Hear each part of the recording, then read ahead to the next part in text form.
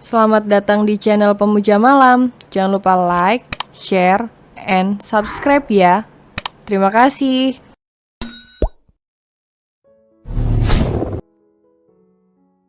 Episode 23. Siapa penjahat sebenarnya di sini?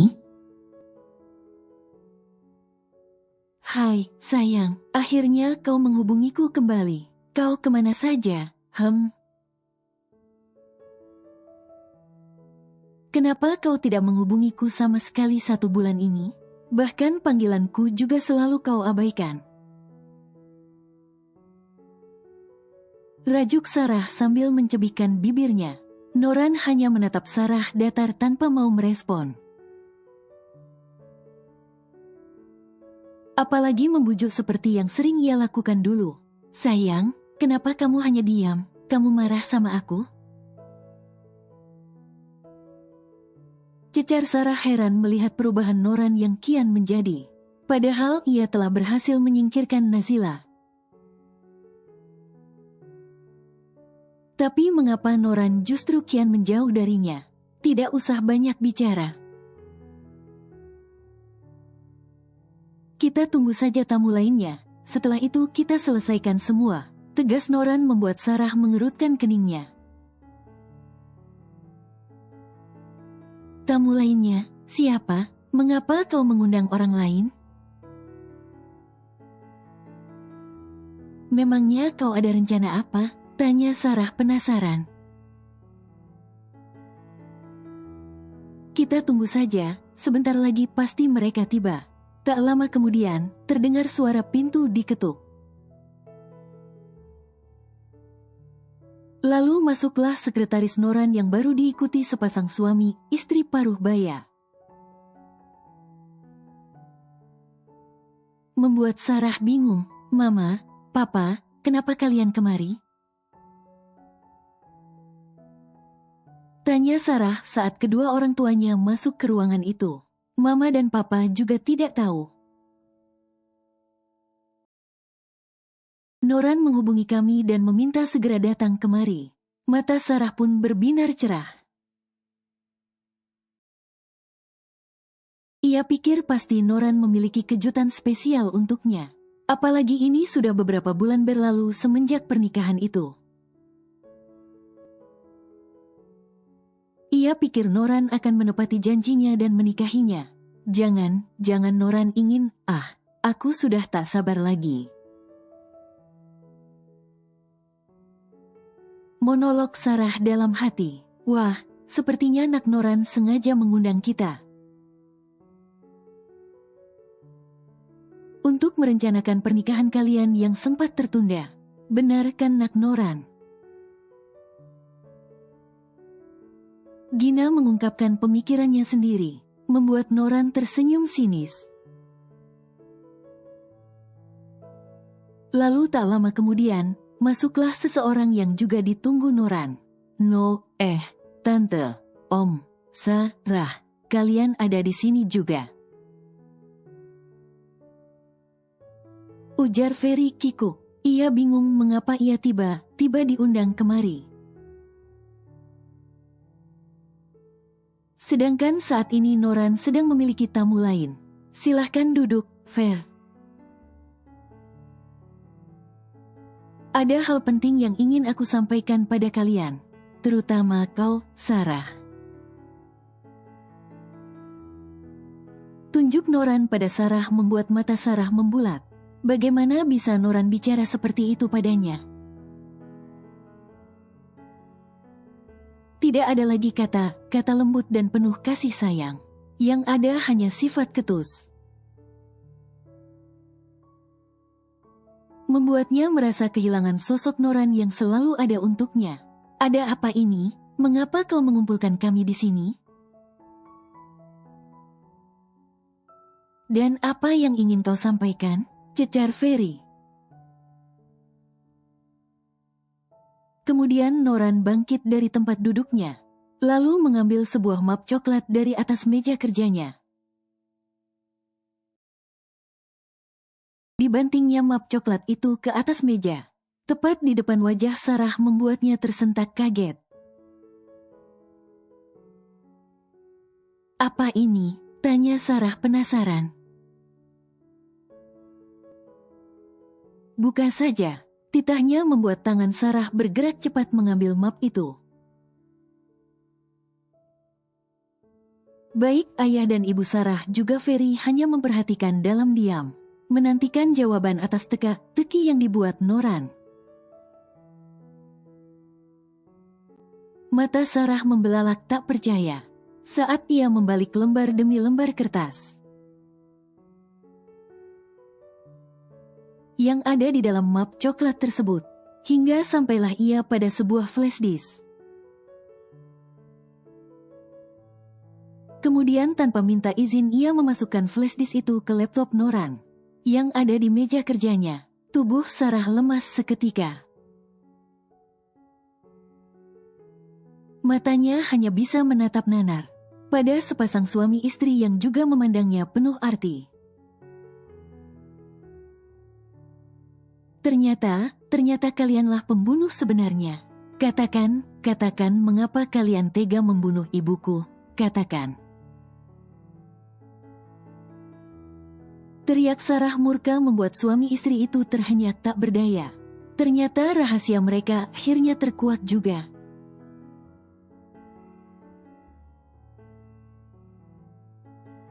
Duk, kamu kenapa? Tanya seorang wanita berusia di atas 50 tahunan pada Nazila, yang sedang meringis memegangi perutnya. Tadi Mbok Yem meninggalkan Nazila menonton televisi dalam keadaan baik-baik saja. Tapi setelah ia kembali lagi, Nazila justru sedang merintih kesakitan membuatnya panik seketika. Ila nggak tahu, Bo. Perut Ila tiba-tiba aja sakit, jawab Nazila sambil merintih. Yuni, sini Nduk, pekik Mbok Yem pada cucunya.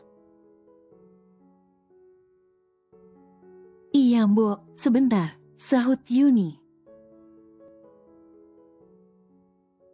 Buruan Yun. Iya, Bo, ada apa sih, Bo?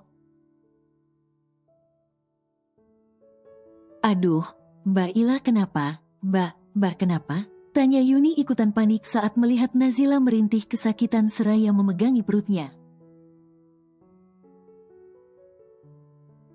Yuni makin panik saat melihat rok yang Nazila kenakan memerah karena aliran darah. Sepertinya darah itu mengalir dari sela paha Nazila.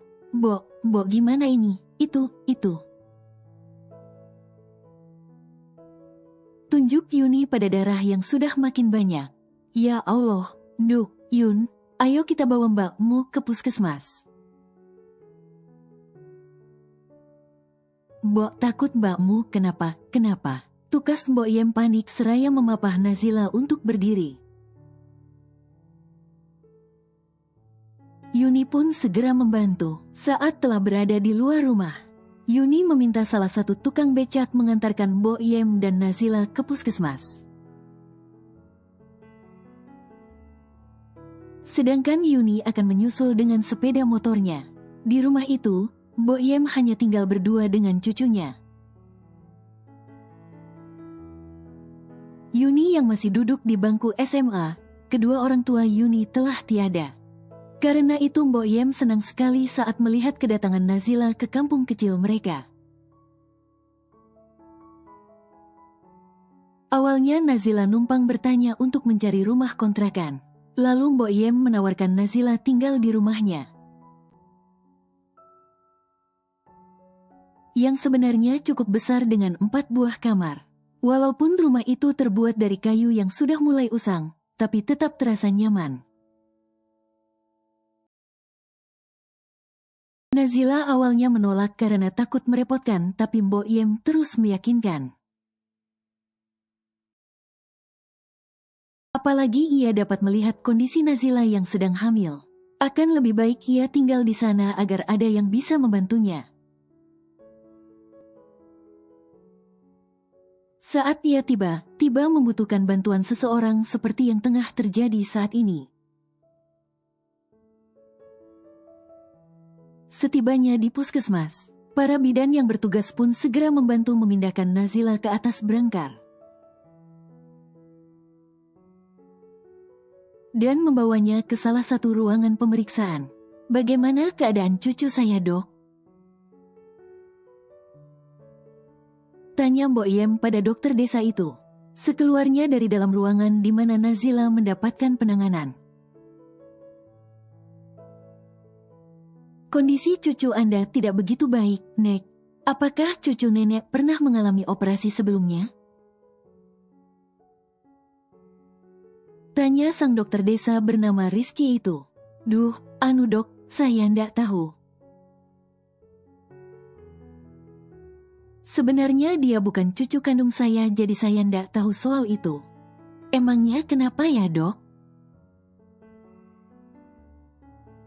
tanya Mbok Yem. Dokter Rizky itu tertegun di tempatnya, kemudian ia kembali bertanya, "Apa Anda kenal suami, keluarga, atau sanak saudaranya?" Mbok Yem, disusul Yuni yang baru saja berdiri di sana pun menggeleng bersamaan. "Kami nggak kenal suami maupun keluarga Mbak Ila, Dok. Kami juga kenalnya pas Mbak Ila datang kemari cari kontrakan.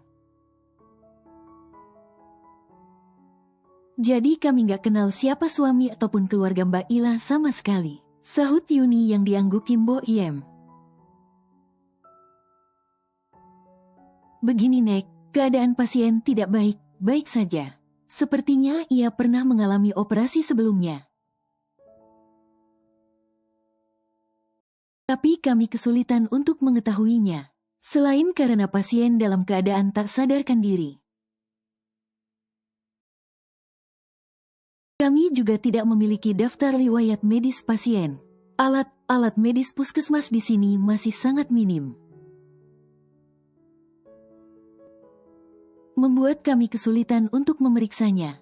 Mungkin sebaiknya kita menunggu pasien sadarkan diri. Untuk melakukan pemeriksaan lanjutan dan menentukan tindakan apa yang harus diambil." Beruntung nenek dan cucu nenek cepat membawa pasien kemari. Kalau tidak, kemungkinan pendarahan itu akan berakibat fatal bagi pasien dan calon anaknya. Tukas Dokter Rizky itu menjelaskan, membuat Mbok Yem dan Yuni iba melihat nasib Nazila yang harus menjalani kehamilannya seorang diri tanpa orang terdekatnya selama tinggal dengan Mbok Yem. Nazila belum pernah satu kali pun menceritakan perihal masalah dan kehidupannya pada Mbok Yem. Seperti biasa, Nazila selalu menyimpan rapat masalah pribadinya. Ia tak mudah terbuka dengan orang lain. Bahkan ia tak sekalipun menghubungi orang yang dikenalnya seperginya dari kota asalnya. Ia juga tidak mengingat nomor ponsel siapapun selain Karin. Itu pun diingatnya karena hanya nomor Karin lah yang paling sering ia hubungi.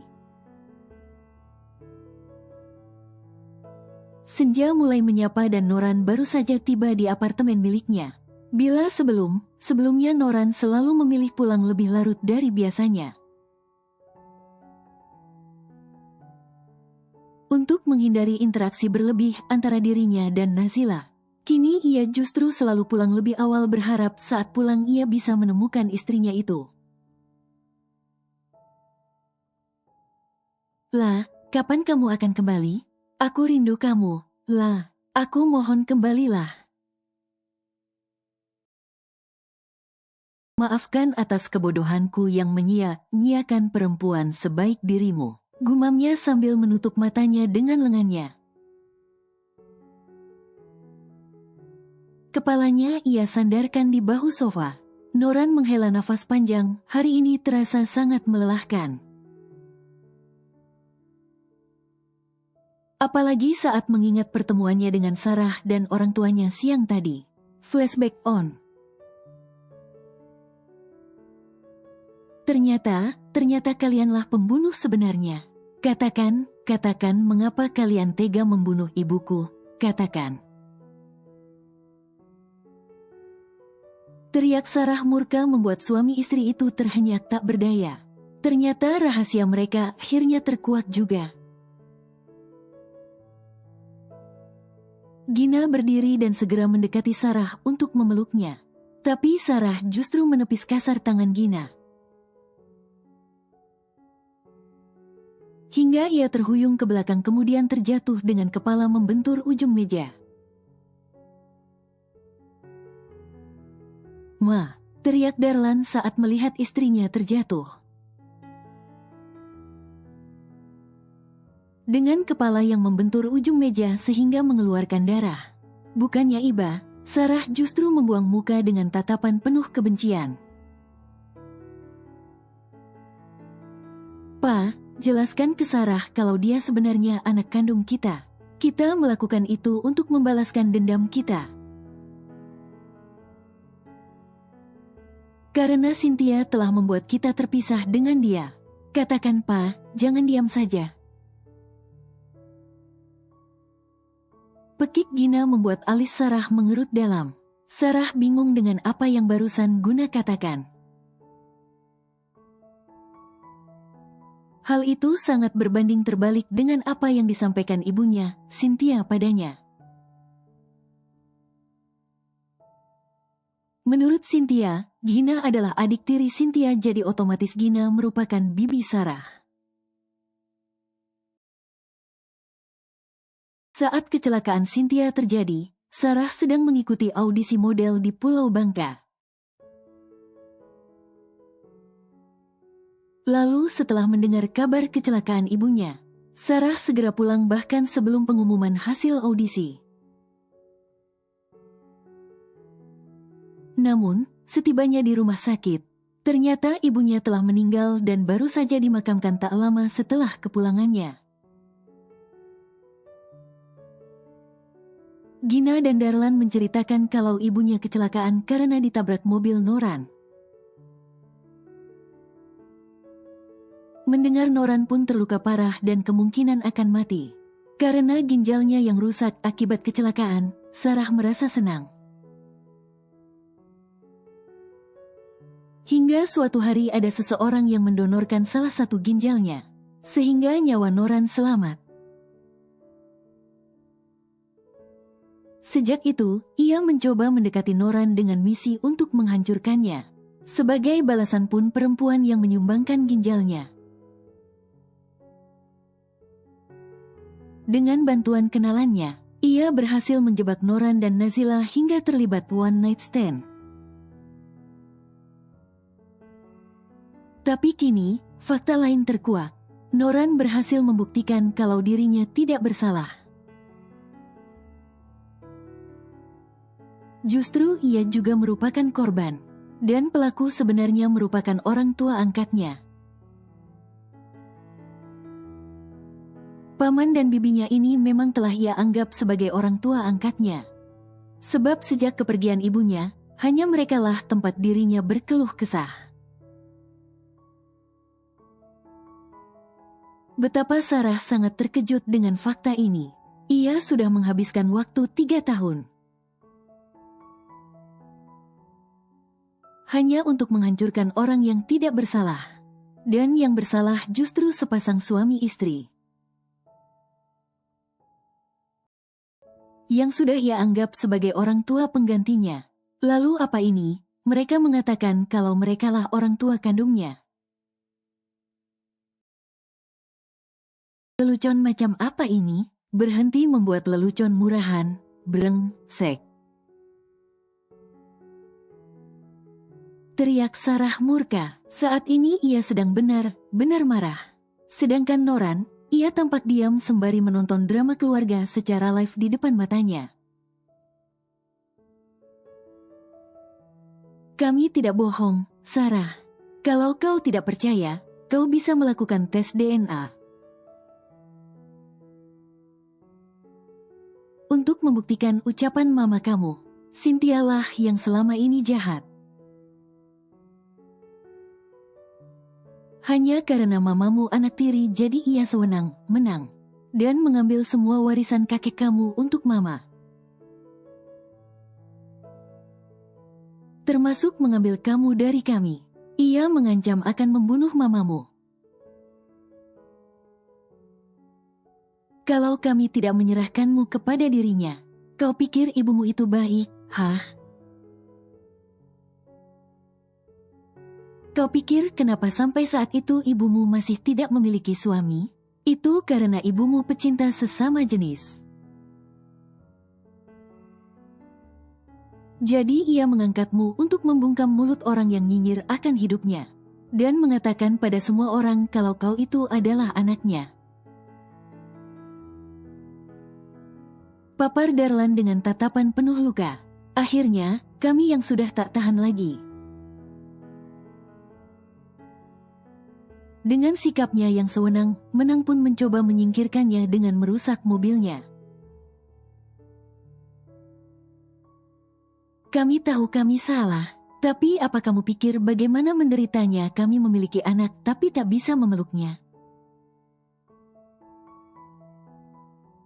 Seandainya mamamu bisa memiliki anak lagi, mungkin kami tidak akan terlalu tertekan seperti ini. Tapi karena kau yang diambil paksa, mamamu tertekan hingga depresi dan nyaris bunuh diri. Akibatnya, mamamu divonis tidak bisa hamil lagi. Jadi jelaskan pada kami, siapa penjahat sebenarnya di sini? Itu semua urusan kalian, lalu apa hubungannya denganku, hah? Gara-gara kalian, anak kesayangan kalian ini bukan hanya menghancurkan hidupku, tapi juga perempuan lain yang tidak berdosa. Dan yang lebih parah, akibat ulahnya perempuan itu pergi dalam keadaan hamil.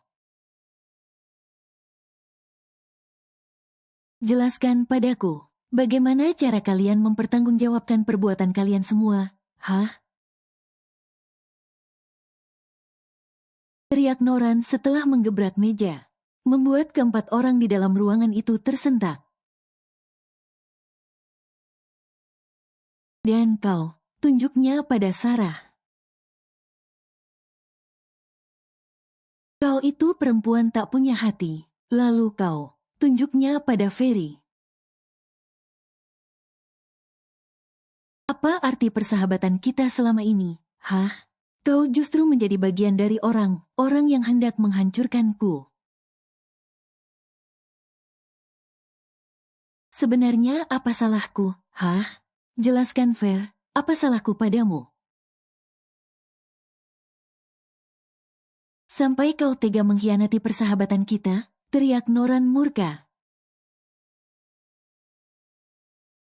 Sedangkan Ferry hanya terdiam tanpa mengeluarkan sepatah kata pun. Lalu ia melemparkan semua barang yang ada di hadapannya. Sebaiknya kalian lekas pergi dari sini. Dan jangan pernah tunjukkan wajah kalian di hadapanku lagi mulai detik ini.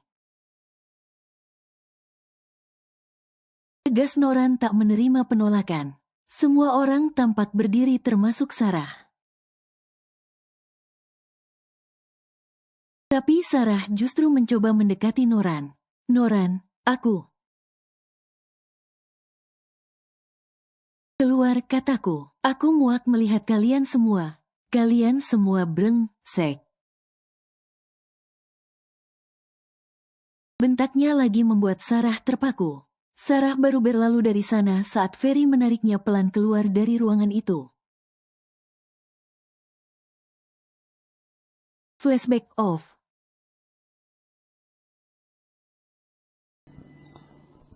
Bersambung.